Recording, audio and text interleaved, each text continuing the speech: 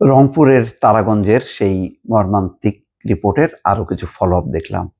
খুবই অবাক লাগলো। যখন গণপিটুনি চলছিল ওই সময় পুলিশ এসছে, কিন্তু প্রচুর মানুষ দেখে পুলিশ মানে সেই মবের ভয়ে ফেরত চলে যায়। পরে সেনাবাহিনীর সহায়তা এসে পুলিশ তাদেরকে উদ্ধার করে অচেতন অবস্থায় নিয়ে যায়, পরে মারা যায়।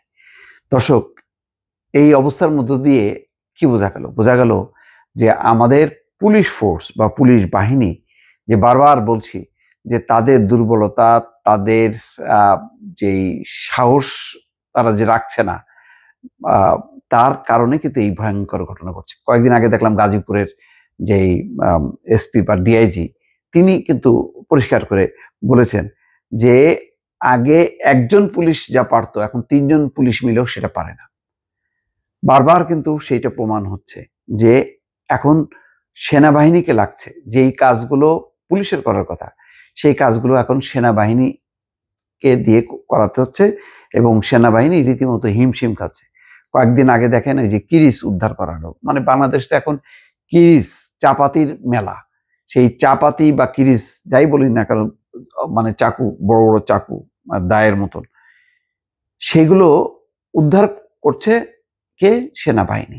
আচ্ছা, এটা মানানসই? সেনাবাহিনীর কাজ এটা? এটা তো আগে পুলিশ করতো, তারপরে যখন র্যাব করতো তখন আমরা বলতাম যে এগুলি র্যাব কেন, এই সমস্ত এগুলি এলিট ফোর্স, তারা কেন এগুলি করতে যায়? তো এখন দেখেন সেই পুলিশ র্যাব থেকে শুরু করে এখন যে ঠেকেছে সেই সেনাবাহিনীতে গিয়ে। তো এগুলি ভালো কাজ হচ্ছে? আমরা এই অবস্থা কাটাবো কবে? এটা একটা বড় প্রশ্ন।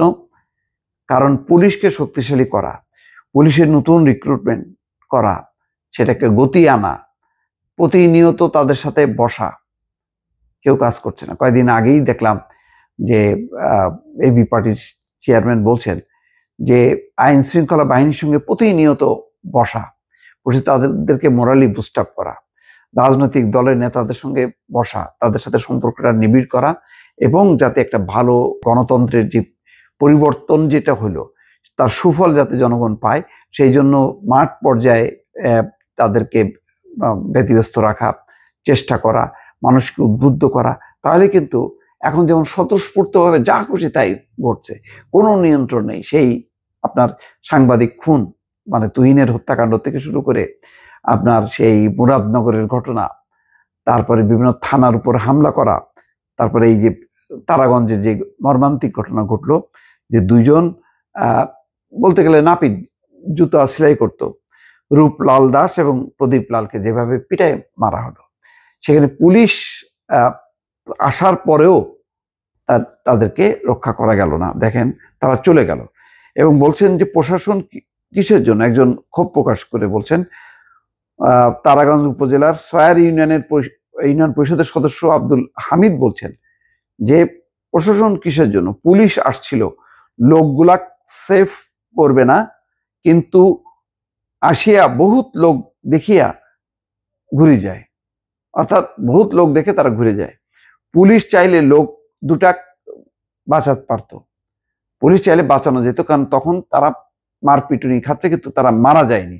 স্থানীয় লোকজনের সঙ্গে কথা বলে জানা গেছে রূপলাল দাস এবং প্রদীপ লালকে যেখানে পিটিয়ে হত্যা করা হয়েছে তার 3 কিলোমিটার এলাকার মধ্যে এর আগে 8 দিন আগে 3টা চুরি, ডাকাতি এবং এক শিশুকে গলা কেটে হত্যা করে ভ্যান ছিনতাইয়ের ঘটনা ঘটে।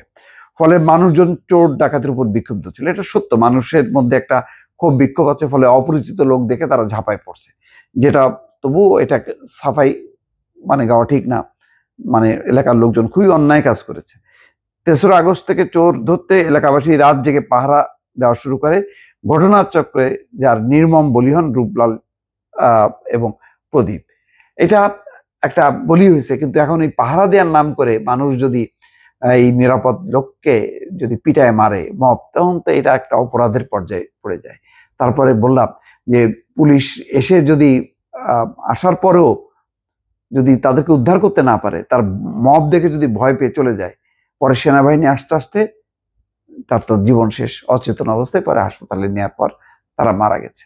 তাহলে আপনি সারা বাংলাদেশের অবস্থা বোঝেন, পুলিশের অবস্থা কি, এবং মানুষ যে নিরাপত্তাহীন এই পীরগঞ্জের যে তারাগঞ্জ, সেটা কিন্তু আরেকটা বড় প্রমাণ। ভালো থাকবেন। আল্লাহ হাফেজ।